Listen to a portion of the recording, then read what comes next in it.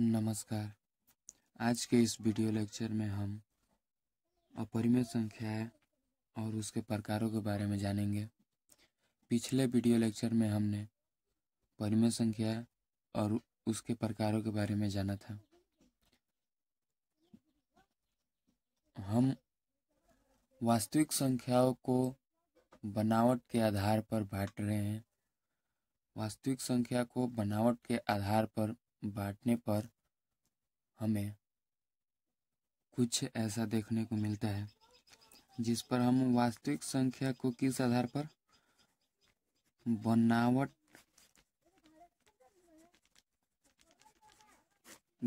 के आधार पर बांट रहे हैं। किस आधार पर? बनावट के आधार पर। जब हम बनावट के आधार पर वास्तविक संख्या को बांटते हैं तो परिमेय संख्या और अपरिमेय संख्या के रूप में इसे अलग अलग किया जाता है। एक और हम तरीका या आधार समझेंगे जिस पर वास्तविक संख्या को बांटेंगे, वो अगले वीडियो में आ सकता है, इसमें नहीं होगा। इसमें हम बनावट के आधार पर वास्तविक संख्या को बांट रहे हैं, जिसे हमने दो भागों में बांटा था, एक परिमेय संख्या और एक अपरिमेय संख्या। परिमेय संख्या और इसके प्रकारों को हमने पिछले वीडियो लेक्चर में पढ़ लिया है। यदि आपने नहीं देखा होगा तो हम उसका लिंक डिस्क्रिप्शन में डाल देंगे, वहाँ से आप देख सकते हैं। इस वीडियो लेक्चर में हम अपरिमेय संख्या और वास्तविक संख्या का अध्ययन करेंगे। तो अपरिमेय संख्या को भी दो भागों में बांटा जाता है, वर्णनात्मक अपरिमेय संख्या और अवर्णनात्मक अपरिमेय संख्या। ठीक है। अपरिमेय संख्या को दो भागों में, यह शायद ही कोई बताता होगा कि अपरिमेय संख्या भी दो भागों में बांटी जा सकती है, जिसमें पहला है वर्णनात्मक अपरिमेय संख्या तथा दूसरा है अवर्णनात्मक अपरिमेय संख्या। ठीक है। तो आइए बारी बारी से हम इसके बारे में जानने की कोशिश करते हैं। चलिए पहले हम लोग जान लेते हैं कि अपरिमेय संख्या कहते किसको है, तब बारी बारी से इनके प्रकारों को और वास्तविक संख्या के भी बारे में जानेंगे। आइए देखते हैं हम लोग कि अपरिमेय संख्या किसे कहते हैं। तो परिभाषा पर गौर करेंगे। वैसी संख्या है जिसे p/q के रूप में लिखना संभव न हो, जहां q नॉट इक्वल टू 0 हो, या फिर हम यह कह सकते हैं कि q 0 के बराबर न हो, तो ऐसी संख्या को अपरिमेय संख्या कहते हैं। कंडीशन क्या है कि जिसे p/q के रूप में लिखना संभव न हो। क्या हो? संभव न हो। यदि p/q के रूप में लिखना संभव हो तो उसे परिमेय संख्या, यदि संभव न हो तो उसे अपरिमेय संख्या कहते हैं। अपरिमेय संख्या को इंग्लिश में इरेशनल नंबर कहा जाता है। अपरिमेय संख्या के कुछ उदाहरण देख लेते हैं, जैसे पाई, √2, पाई, √3 इत्यादि ऐसे संख्याएं जिसे p/q के रूप में लिखना संभव न हो। आप यहाँ से इनका मान भी याद कर सकते हैं, आगे चल के आपको आवश्यकता पड़ सकती है, इसीलिए लिख दिया गया है। पाई का मान 1.414(213) ... ऐसे ही आगे बढ़ता चला जाएगा, ये रुकने वाला नहीं है। यदि मान लीजिए कि कुछ ऐसी संख्याएं होती है जिसे ज़्यादातर बच्चे समझ लेते हैं कि वो अपरिमेय संख्या ही, जैसे कि यह रहा, और मान लीजिए यहाँ पर 2 बढ़ता चला जा रहा है, सिर्फ 2 बढ़ रहा है, तो ये बच्चे मान लेते हैं कि यह अपरिमेय संख्या है। ऐसा नहीं होता है, इसे दूसरे रूप में ऐसे लिखा जाता है और यह एक परिमेय संख्या होता है। अगर वो रिपीट हो रहा है, आवर्तित हो रहा है, तो उसे परिमेय संख्या मानेंगे। यदि वो बदलता जा रहा है, कभी रिपीट नहीं हो रहा है, तो वह अपरिमेय संख्या होता है। यदि रिपीट हो गया तो उसे p/q के रूप में लिखना संभव है। इसे 9वीं क्लास में पढ़ना है, आगे हम लोग पढ़ेंगे। और यह अपरिमेय संख्या के बारे में जानना, या यह वीडियो ज़्यादातर 9वीं और 10वीं कक्षा के बच्चों के लिए ही है। 8वीं और 7वीं 6वीं क्लास के लिए हमने एक पहले वीडियो डाल दिया है जिसमें परिमेय संख्या, पूर्णांक और अन्य संख्याओं के बारे में जाना है। 8वीं 7वीं और 6वीं क्लास के लिए वहाँ तक इतना ही पढ़ना होता है और इसके आगे परिमेय संख्या, अपरिमेय संख्या, वास्तविक संख्या, यह सब 9वीं और 10वीं क्लास के बच्चों के लिए होता है। तो चलिए देखते हैं कि अपरिमेय संख्या को किन दो भागों में बांटा जाता है। ये ध्यान दीजिएगा, यहाँ पर ये हमेशा याद रखिएगा। कोई ध्यान दीजिएगा, एक उदाहरण लेकर इसे टेस्ट करते हैं। जैसे कि मान लीजिए 1/3 हमने लिया। कौन सा उदाहरण लिया? 1/3। इसे भाग करते हैं तो हम लोग पाते हैं 0.333। ये 3 बढ़ता चला जाता है, लेकिन इसे p/q के रूप में लिखा गया है और इसका दशमलव प्रसार आवर्तित है, जिसे 3 पर रेकरिंग द्वारा सूचित किया जाता है। तो ऐसे जो दशमलव प्रसार लिखा रहता है यह परिमेय संख्या होता है, ध्यान दीजिएगा। और जो बदलता रहता है हमेशा या गैर आवर्तित होता है उसे अपरिमेय संख्या कहा जाता है। ठीक है, तो एक बार फिर से इसके परिभाषा पर गौर कीजिएगा। वैसी संख्या जिसे p/q के रूप में लिखना संभव न हो, जहां q 0 के बराबर न हो, तो उसे अपरिमेय संख्या कहते हैं, इरेशनल नंबर कहते हैं। यदि p/q के रूप में लिखना संभव हो जहां q नॉट इक्वल टू 0 हो, तो उसे परिमेय संख्या कहते हैं। हमने पिछली क्लास में यह भी बात किया था कि शून्य क्यों 0 के बराबर क्यों नहीं होना चाहिए, इसके बारे में भी हम लोग बात कर चुके हैं। यदि आप इसके बारे में जानना चाहते हैं तो हमारी पिछली वीडियो देख सकते हैं। चलिए आगे देखते हैं इसके बंटवारा के बारे में। आइए चलिए देखते हैं हम लोग अपरिमेय संख्या के बंटवारा को। तो अपरिमेय संख्या को 2 भागों में बांटा जाता है। एक है वर्णनात्मक अपरिमेय संख्या, इंग्लिश में अलजेब्रिक इरेशनल नंबर। ठीक है। दूसरा है आपका अवर्णनात्मक। पहला है वर्णनात्मक अपरिमेय संख्या, दूसरा है अवर्णनात्मक अपरिमेय संख्या, ट्रांसेंडेंटल इरेशनल नंबर। ठीक है, इसमें मात्र अ का अंतर होता है। ये होता है वर्णनात्मक और ये अवर्णनात्मक।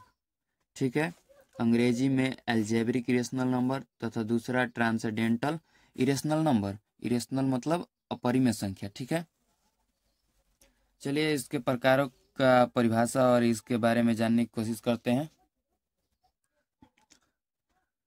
चलिए बारी बारी से इसके प्रकारों और उनका अध्ययन करते हैं। ठीक है, पहला प्रकार है वर्णनात्मक अपरिमेय संख्या, जिसे अंग्रेजी में अलजेब्रिक इरेशनल नंबर कहते हैं। परिभाषा पर गौर कीजिएगा। वैसी अपरिमेय संख्या जो किसी बहुपद समीकरण का हल हो उसे वर्णनात्मक अपरिमेय संख्या कहते हैं। वैसी अपरिमेय संख्या जो किसी बहुपद समीकरण का हल हो। किसका हल हो? बहुपद समीकरण का हल हो, उसे वर्णनात्मक अपरिमेय संख्या कहते हैं। उदाहरण में देखिएगा यहाँ पर √2, √3, क्यूब ऑफ √5। ये तो आपका उदाहरण हो गया, ऐसे ये समझ में आएगा नहीं क्योंकि इसमें बहुपद समीकरण का जिक्र किया है और हम यहाँ पर सिर्फ आपको √2 और √3 दिखा रहे हैं, इससे समझ में नहीं आएगा। आइए इस पर कुछ उदाहरण करके समझते हैं कि कैसे √3 यहाँ पर वर्णनात्मक अपरिमेय संख्या है जो एक बहुपद समीकरण का हल हो। ठीक है, तो आइए देखते हैं। एक बहुपद समीकरण लिखेंगे x² - 3 बराबर 0। इसे हल करने पर हम पाते हैं x² बराबर, इधर माइनस में है, यहाँ बराबर के उस पर जाएगा तो प्लस में। ठीक है, √3। अब हम इस वर्ग को इस तरफ लाएंगे तो रूट।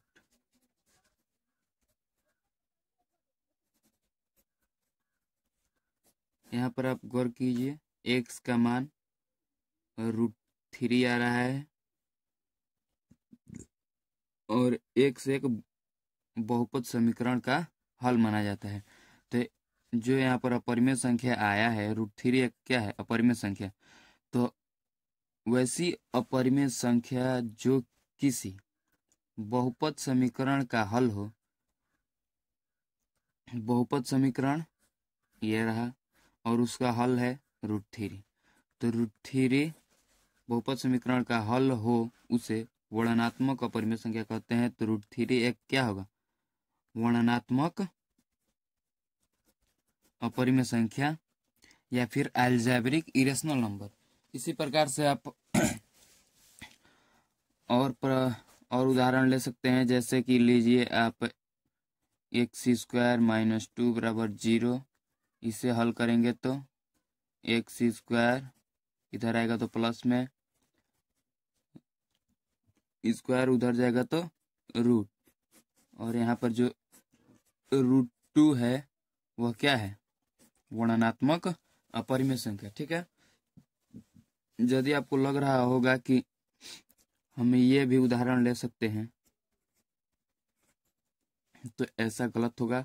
आइए चलिए देखते हैं कैसे गलत होगा। x² इधर जाएगा तो ये माइनस में, यहाँ से स्क्वायर जब बराबर के उस पार जाएगा तो रूट में बदल जाएगा, रूट। ठीक है, ये जो आप लोग देख रहे हैं रूट के अंदर -2, यह एक काल्पनिक संख्या मानी जाती है। ठीक है, इसके बारे में अध्ययन 11वीं क्लास में किया जाता है। रूट के अंदर यदि माइनस आ जाए तो उसे वास्तविक संख्या नहीं माना जाता है। ठीक है, यदि वास्तविक संख्या नहीं होगा तो अपरिमेय संख्या भी नहीं होगा, यदि अपरिमेय संख्या नहीं होगा तो वह वर्णनात्मक अपरिमेय संख्या भी नहीं होगा। ठीक है, तो यहाँ पर मेनली यह बात है कि वैसी अपरिमेय संख्या जो किसी बहुपद समीकरण का हल हो उसे वर्णनात्मक अपरिमेय संख्या कहते हैं। तो हल तो ये भी है लेकिन यह काल्पनिक संख्या है। ठीक है, और यह अपरिमेय संख्या भी नहीं है, और हल में सिर्फ हम अपरिमेय संख्या को देखना है। तो अपरिमेय संख्या √2, √3 ऐसी अपरिमेय संख्या है जो एक बहुपद समीकरण का हल हो उसे वर्णनात्मक अपरिमेय संख्या कहते हैं। ठीक है, आगे चलिए देखते हैं इसी के बारे में। इसे ए द्वारा सूचित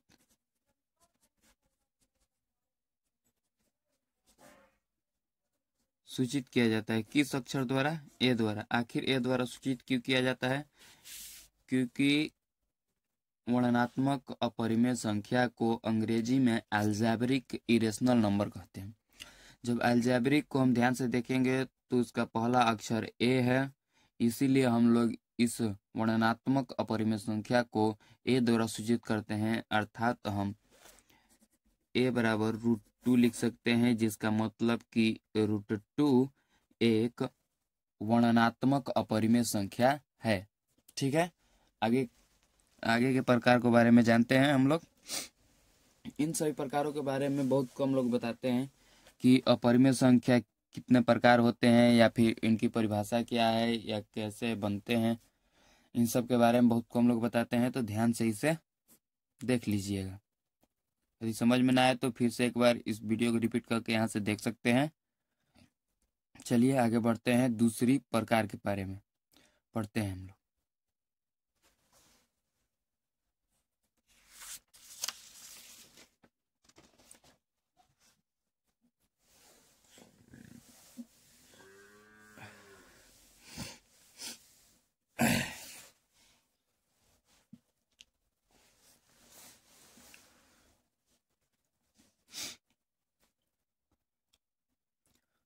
तो दूसरा प्रकार हमारा आता है अपरिमेय संख्या का दूसरा प्रकार, जिसे हम लोग कहते हैं अवर्णनात्मक अपरिमेय संख्या, ट्रांसेंडेंटल इरेशनल नंबर।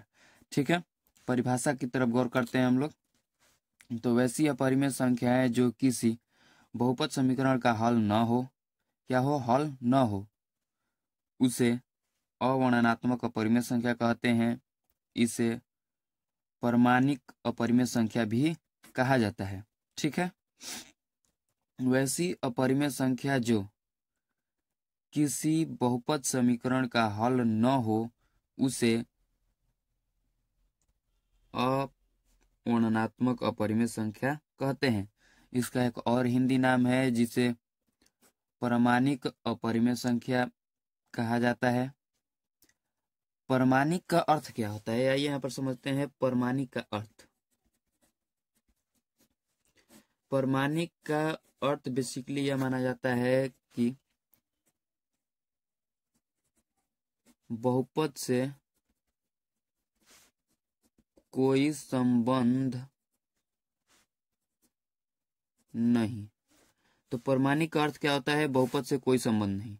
ठीक है, इसीलिए परिभाषा में भी दिया है कि बहुपद समीकरण का हल न हो, इसीलिए हम लोग इसे क्या कहते हैं, अवर्णनात्मक अपरिमेय संख्या। और इसका दूसरा नाम क्या है, परमाणिक अपरिमेय संख्या। ठीक है, और परमाणिक का अर्थ क्या होता है, बहुपद से कोई संबंध नहीं। ठीक है, आप इन सब परिभाषाओं को ध्यान से पढ़ सकते हैं और इसके बारे में जानना बहुत जरूरी हो जाता है। आइए एक नोट है जिसके बारे में हम लोग देखते हैं। नोट कह रहा है कि इसका दशमलव रूप असीमित और गैर आवर्ती अर्थात नॉन रिपीटिंग होता है। ठीक है, असीमित या गैर आवर्तित या फिर नॉन रिपीटिंग का मतलब क्या होता है, हमने पहले भी इस वीडियो में बात कर चुके हैं कि गैर आवर्तित का मतलब होता है जो दोबारा रिपीट न हो। जैसे कि मान लीजिए लिख दिया गया, यह ऐसे बढ़ता चला जा रहा है, इसको 9 ले लीजिए नहीं तो रिपीट होने लगेगा। ऐसे यह बढ़ता चला जा रहा है अलग अलग संख्याओं में। ठीक है, तो यह एक गैर आवर्तित अपरिमेय संख्या है। यदि हम पहले ही बात कर चुके हैं इसके बारे में, यदि ऐसा है तो इसे आवर्तित कहते हैं। आवर्तित होता क्या है, तो आवर्तित परिमेय संख्या होता है। यदि यह रिपीट होने लगे तो इसे परिमेय संख्या, यदि रिपीट न हो तो यह अपरिमेय संख्या होता है। ठीक है, तो इसमें अवर्णनात्मक अपरिमेय संख्या में गैर आवर्तित संख्याएं ही होती है जिसका कोई रिपीटेशन नहीं होता है। ठीक है, आगे देखते हैं इसके कुछ उदाहरण के बारे में, जैसे कि पाई। और यहाँ पर आप एक और बात ध्यान दे सकते हैं कि अवर्णनात्मक अपरिमेय संख्या सिंबल्स का मान होता है। सिंबल्स मतलब चिन्हों का मान होता है। जैसे कि पाई होता क्या है, पाई का मान आप याद कर सकते हैं। पाई होता है परिधि और व्यास का अनुपात। ठीक है, परिधि और व्यास के अनुपात को पाई कहते हैं। उसी प्रकार से यहाँ पर ई है, ई एक प्राकृतिक लघु गुणांक का आधार माना जाता है। जैसे आप लोग कई बार देखे होंगे लॉग बेस ई, जो ये ई है वही यह है। इसे प्राकृतिक लघु गुणांक का आधार माना जाता है, जिसका मान आप यहाँ से याद कर सकते हैं। एक होता है फाई। फाई को हम लोग गोल्डन रेशियो भी कहते हैं। क्या कहते हैं, गोल्डन रेशियो। ठीक है, फाई का मान आप याद कर सकते हैं। एक होता है साई। साई भी फाई के मान के ही बराबर होता है, इसे भी गोल्डन रेशियो कहा जाता है। या फिर आप गोल्डन रेशियो को फाई या साई दोनों से सूचित कर सकते हैं। यह मान जो सिंबल्स होते हैं यह अवर्णनात्मक अपरिमेय संख्या का उदाहरण होता है। ठीक है, अवर्णनात्मक अपरिमेय संख्या का दूसरा नाम क्या है, परमाणिक अपरिमेय संख्या। अंग्रेजी में इसे ट्रांसेंडेंटल इरेशनल नंबर कहा जाता है। इसे टी द्वारा सूचित किया जाता है। किस अक्षर द्वारा, टी अक्षर द्वारा सूचित किया जाता है। क्यों किया जाता है आप लोग ध्यान दे सकते हैं। पहला अक्षर इसका क्या है, ट्रांसेंडेंटल इरेशनल नंबर है। तो ट्रांसेंडेंटल का पहला अक्षर टी, इसीलिए इसे टी द्वारा सूचित किया जाता है। तो आप यदि टी बराबर पाई लिखते हैं तो आप यह दर्शाना चाहते हैं कि पाई एक अवर्णनात्मक अपरिमेय संख्या है। ठीक है, और अवर्णनात्मक अपरिमेय संख्या में कौन सी संख्याएं होती है? गैर आवर्तित, और ज्यादातर इसमें सिंबल्स होते हैं, ज्यादातर या सभी इसमें सिंबल्स ही होते हैं, जिसमें पाई को हम लोग गोल्डन रेशियो कहते हैं। तो ई को आइए देख लेते हैं क्या कहते हैं। ई को आप लिख सकते हैं प्राकृतिक लघु गुणांक का आधार, ठीक है। ई एक प्राकृतिक लघु गुणांक का आधार माना जाता है। पाई एक परिधि और व्यास की अनुपात होता है, और फाई को गोल्डन रेशियो कहते हैं। और ये सब एक अपरिमेय संख्या है, और अपरिमेय संख्या में क्या है? अवर्णनात्मक अपरिमेय संख्या है, अवर्णनात्मक अपरिमेय संख्या है, ठीक है। अवर्णनात्मक अपरिमेय संख्या को किस अक्षर द्वारा सूचित किया जाता है? टी। क्यों किया जाता है? क्योंकि इसका पहला अक्षर क्या होता है? टी होता है। अवर्णनात्मक अपरिमेय संख्या को और कौन सा दूसरा नाम से जाना जाता है? तो परमाणिक। परमाणिक का अर्थ क्या होता है? बहुपद से कोई संबंध नहीं, ठीक है। चलिए अब देखते हैं वास्तविक संख्या के बारे में। देखिए, वास्तविक संख्या, रेशनल नंबर किसे कहते हैं? वास्तविक संख्या या रेशनल नंबर बेसिकली यह परिमेय और अपरिमेय संख्या के मिलने से बनता है। परिभाषा देख लेते हैं। परिमेय संख्या तथा अपरिमेय संख्याओं के मिलने से बनी संख्या को वास्तविक संख्या कहते हैं, ठीक है। मान लीजिए यहाँ पर एक हम लोग केतली लेते हैं। इसमें यदि अपरिमेय संख्या और परिमेय संख्या हो तो यह केतली का नाम क्या होगा? वास्तविक संख्या, ठीक है। मतलब कि परिमेय संख्या और अपरिमेय संख्या के मिलने से जो संख्या बनती है उसे वास्तविक संख्या कहते हैं, ठीक है। उदाहरण में आप दोनों को ले सकते हैं, परिमेय संख्या और अपरिमेय संख्या दोनों का उदाहरण ले सकते हैं। इसमें आप पाई हो 22/7 हो। ध्यान दीजिएगा, पाई एक अपरिमेय संख्या है और 22/7 एक परिमेय संख्या है, ठीक है। आप इसका एक और परिभाषा देख सकते हैं, हम आपको बताने की कोशिश कर रहे हैं। देखिए दूसरा परिभाषा,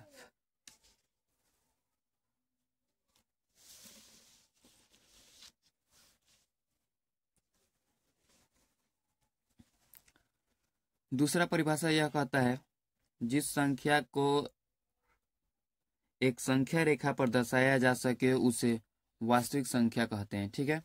एक संख्या रेखा होता क्या है? देखिएगा, ये इधर बढ़ता चला जाएगा, ये इधर बढ़ता चलेगा। संख्या रेखा के मध्य बीच में शून्य होता है। शून्य न ही धनात्मक होता है न ही ऋणात्मक होता है। इसके बारे में हम पूर्णांक में बात कर चुके हैं। पूर्णांक संख्या जब पढ़ रहे थे पिछली कक्षा में, उसमें हम लोग बात कर चुके हैं। इधर 1 2 3 4, इधर ये बढ़ता चला जाएगा, इधर -1 -2 -3 -4, ठीक है। अब आइए समझते हैं हम लोग, ये तो पूर्णांक हो गया संख्या रेखा पर। अब मान लीजिए परिमेय संख्या और अपरिमेय संख्या। परिमेय संख्या मानते हैं हम लोग की 4/2 भी आता है, यह परिमेय संख्या है। तो इसका मान कितना होता है? 2, ठीक है। तो 2 हमारा यह रहा परिमेय संख्या जो संख्या रेखा पर दर्शाई जा रही है, ठीक है। दूसरा एक उदाहरण ले लेते हैं। मान लीजिए हमने उदाहरण लिया 5/2, यह एक परिमेय संख्या है और इसका मान होता है 2.5। और यहाँ पर ध्यान से देखिएगा, 2 और 3 के बीच में 2.5 होता है। यदि आप एक स्केल रखे होंगे तो उसमें आप देख सकते होंगे कि 2 और 3 को भी बराबर बराबर भागों में बांटा जा रहा है। तो इसमें भी अलग अलग संख्याएं होती है, इसे भी संख्या रेखा पर दर्शाया जा रहा है, ठीक है। अपरिमेय संख्या को भी संख्या रेखा के बीच में दर्शाया जा सकता है। मान लीजिए जैसे कि हमने एक बात की है 2.1, इसके बीच में और 2.2 के बीच में भी कई संख्याएं होती है, जैसे कि 2.3 0.2.02 ऐसे ही बढ़ते बढ़ते यहाँ तक आएगी, ठीक है। और यहाँ पर आकर 2.20 में यह बदलेगा, जिसे दशमलव के बाद से 2.2 ही लिखा जाता है, ठीक है। और इसे वास्तविक संख्या कहते हैं। आपने वास्तविक संख्या को बनावट के आधार पर बांटते हुए इस पूरी सीरीज में हमने देखा। अगला सीरीज हमारा होगा, इसमें एक और वीडियो लेकर आएंगे हम, जिसमें यह समझेंगे कि परिमेय संख्या और अपरिमेय संख्या के बीच में क्या संबंध है, किस प्रकार से ये बनते हैं या मिलते हैं, तो किस प्रकार की संख्याएं बनती है, इन सब के बारे में जानने की कोशिश करेंगे। और इसी पर कुछ बेस क्वेश्चन भी करेंगे, ठीक है। और उसके बाद एक अगली वीडियो आएगी जिसमें हम बात करेंगे कि वास्तविक संख्या को और एक आधार पर बांटा जा सकता है, जिसमें सम संख्या, विषम संख्या, भाज्य संख्या, अभाज्य संख्या के बारे में बात की जाएगी। ज्यादातर ये मास्टर नहीं बताते होंगे या शिक्षक नहीं बताते होंगे कि वास्तविक संख्या को 2 आधारों पर बांटा जाता है। पहला आधार हमने पढ़ लिया है इसमें बनावट के आधार पर। दूसरा आधार के बारे में हम अगले वीडियो में बात करेंगे, जो कि भाग के आधार पर बांटा जाएगा, विभाजित किया जाएगा भाग के आधार पर, ठीक है। तो चलिए अगले वीडियो में मिलेंगे। इस वीडियो के डिस्क्रिप्शन में हमने पिछली वीडियो का लिंक डाल दिया है और इन सब नोट्स का भी डिस्क्रिप्शन में आपको मिल जाएगा। धन्यवाद, अगले वीडियो में मिलेंगे।